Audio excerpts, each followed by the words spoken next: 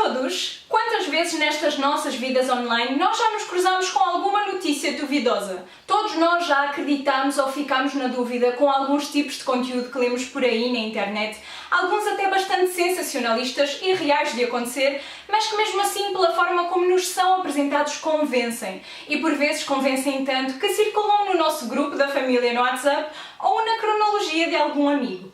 Isso são as conhecidas fake news, notícias falsas, que estão cada vez mais presentes no nosso dia-a-dia, nas milhares de informações que nos chegam.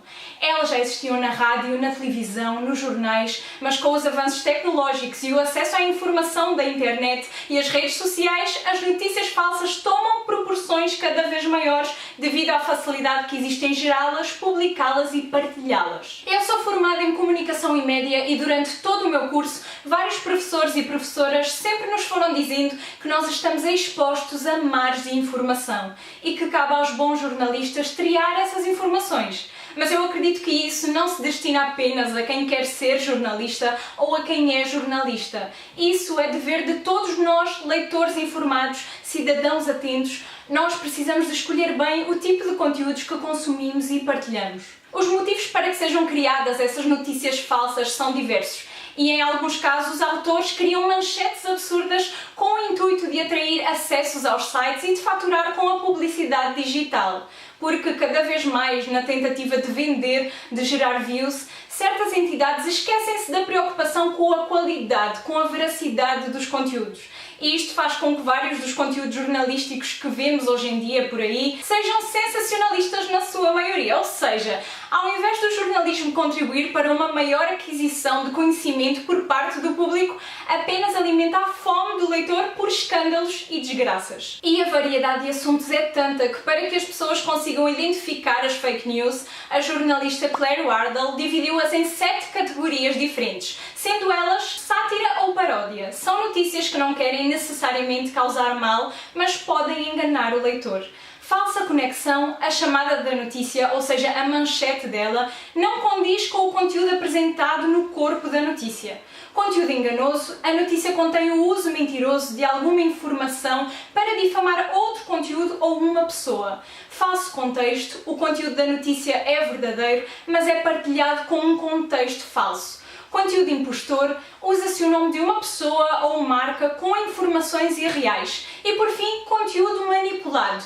O conteúdo verdadeiro é manipulado para enganar o público. Isto refere-se a todas as notícias publicadas com a intenção de enganar. Conteúdos que até parecem ter informações verdadeiras, muito convincentes e que até parecem confiáveis, mas na realidade são apenas conteúdos que pretendem espalhar boatos com informações falsas e tendenciosas. Conteúdos muitas vezes incorretos na sua forma de apresentação.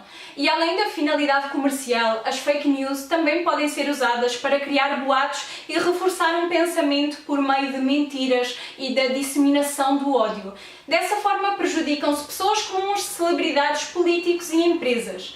É isso que acontece, por exemplo, durante períodos eleitorais, onde empresas especializadas criam boatos que são disseminados em grande escala na rede e alcançam milhões de utilizadores. Segundo o Instituto Ipsos, destinado a estudos de mercado, cerca de 120 milhões de brasileiros acreditam em fake news e os compartilhamentos dessas informações têm impactos enormes.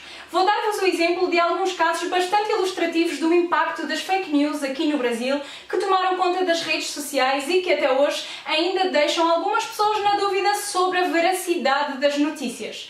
Um deles é sobre a greve dos caminhoneiros, que aconteceu em maio de 2018, a greve que durou 11 dias e fechou rodovias de norte a sul do país, provocando o desabastecimento de diversos produtos. Logo após o final dessa greve, surgiram boatos de que uma nova greve iria acontecer, o que gerou um alvoroço nas grandes cidades e em alguns municípios.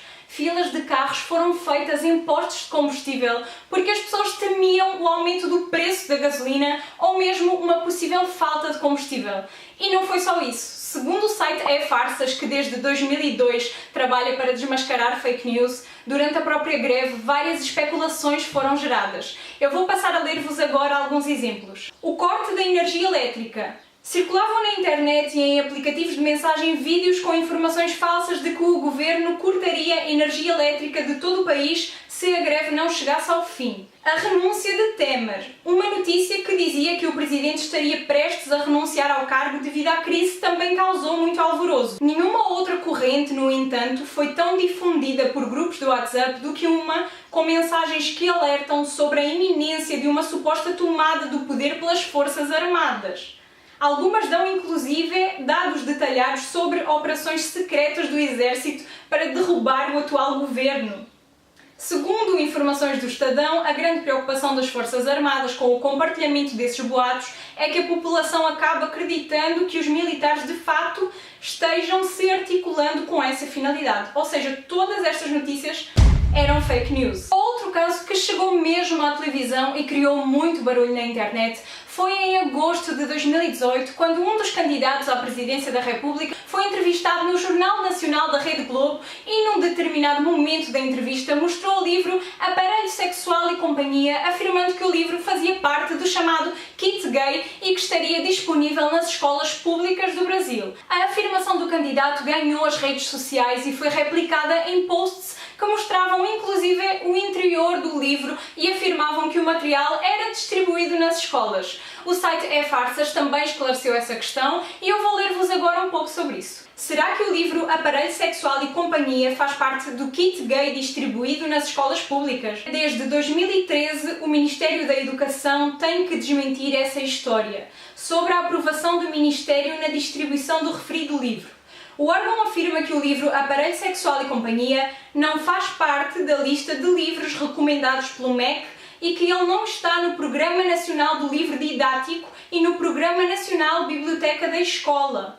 Em 2013, o Ministério da Educação já havia respondido oficialmente à imprensa que a informação sobre a suposta recomendação é equivocada e que o livro não consta no Programa Nacional do Livro Didático e no Programa Nacional da Biblioteca da Escola. Outro caso foi o da apresentadora Fátima Bernardes do programa Encontro da Globo. Ela foi acusada de ter premiado a família e reformado a casa do esfaqueador confesso do candidato Jair Bolsonaro.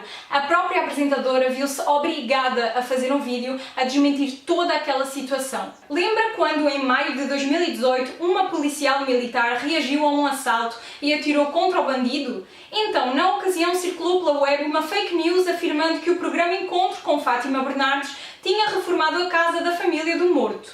Agora, em setembro de 2018, a mesma notícia falsa voltou a circular. Só que a beneficiada seria a família do sujeito que esfaqueou Jair Bolsonaro. É praticamente o mesmo texto, só mudando os personagens. Está grave estas fake news, hein? O que a Fátima Bernardes disse no vídeo dela para esclarecer toda a história e provar que era falsa foi: mais uma notícia falsa circulando pela internet me obriga a fazer esse esclarecimento. Eu não reformei a casa do esfaqueador do candidato à presidência da República pelo PSL. Toda a minha vida pública sempre foi pautada no respeito à vida humana, independentemente de credo, cor, género, ideologia. Eu jamais apoiaria qualquer ato de violência. Divulgar uma notícia falsa é uma irresponsabilidade que não contribui em nada para o momento em que estamos vivendo. Qualquer tipo de informação falsa, da mais simples à mais descabida, pode induzir as pessoas a erro. E em vários casos, a notícia contém uma informação falsa cercada de outras verdadeiras. E é principalmente nessas situações que estão escondidos os perigos das fake news. E as suas consequências podem ser desastrosas. E o principal problema é que muitas vezes as pessoas acreditam estar a fazer uma coisa boa, a proteger alguém quando repassam esse tipo de informações. E essa é a intenção de quem cria as fake news. É feito para que o leitor partilhe sem pensar se a notícia faz ou não sentido. A questão mais séria em relação às falsas informações é que elas podem afetar seriamente a vida das pessoas. Vítimas deixam de sair de casa, de interagir com amigos e família. Muitas vezes sofrem agressões físicas e ameaças nas suas comunidades. E tem realmente pessoas que acabam por ser assassinadas devido a essas notícias falsas que se espalham. Olga Yurkova, jornalista ucraniana, deu uma palestra no TEDx bastante necessária sobre os perigos das fake news. Ela é uma das criadoras do website stopfake.org, que expõe reportagens preconceituosas ou imprecisas para reconstruir a confiança que perdemos nos nossos jornalistas, líderes e instituições.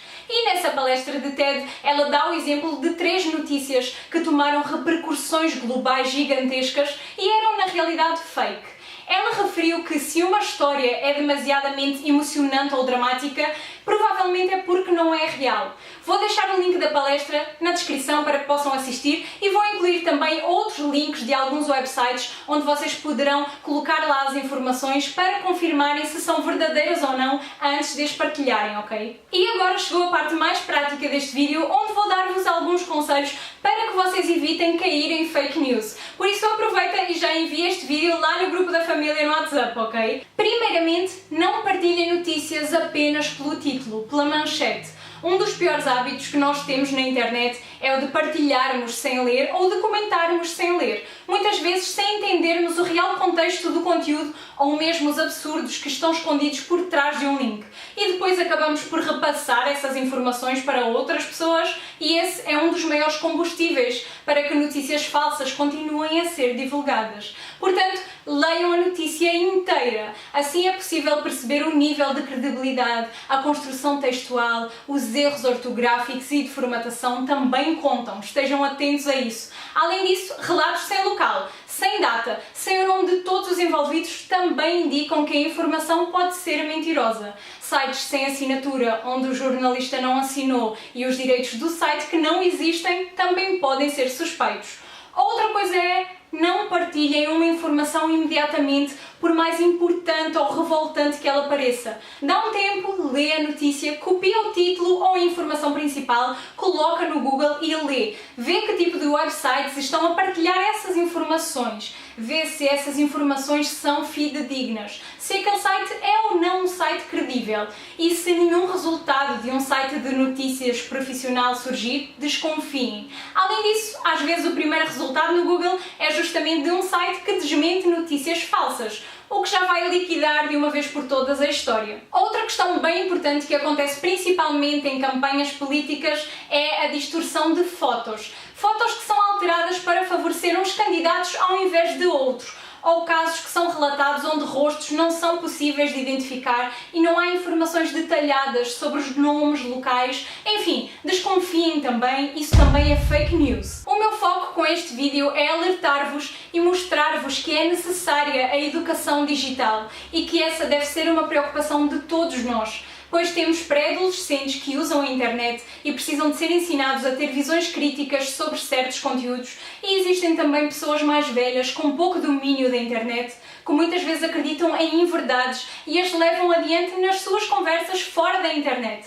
Por isso, é necessário tornarmos-nos leitores mais conscientes e críticos, pois essas são ferramentas essenciais para fortalecermos a liberdade de expressão de todos nós e usarmos a internet mais democraticamente, como ela deveria ser usada, mas que nem sempre o é. Se cada um de nós fizer o seu papel, com certeza daqui para a frente as coisas podem melhorar, ok? E podemos derrubar as taxas mundiais de pessoas que acreditam em fake news. Portanto, agora passo esta batata quente para vocês. Não se esqueçam de partilhar este vídeo com o máximo de amigos, de se inscrever no canal quem ainda não é inscrito, de deixar o vosso like, a vossa opinião lá em baixo nos comentários e até breve. Beijo!